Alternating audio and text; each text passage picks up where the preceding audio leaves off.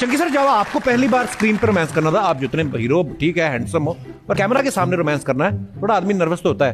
तो आप नर्वस थे उस समय के जो ऑफ स्क्रीन जो किया कराया था, काम आया आपके? ऑफ स्क्रीन में तो बहुत काम आया जो मैंने स्क्रीन पे किया, बट मैं सच्ची बताऊं सबसे मुश्किल जो सीन होता है वो होता है मरने वाला सीन।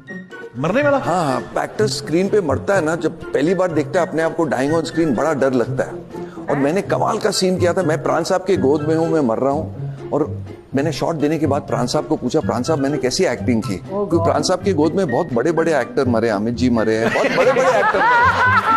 तो मैं पूछा सर मैंने कैसे किया, तो बोला चंकी तूने कमाल का डेथ सीन किया। आई सेड यार really sir? He said specially मरने के बाद बहुत अच्छी एक्टिंग की। बट मैं वो सीन से सबसे ज्यादा डरता हूँ। रोमांस मैं इन पर छोड़ता हूँ, because he is the best romantic hero you can get. Very good. अगर मैं बिना पैसे लिए तारीफ कर रहा है।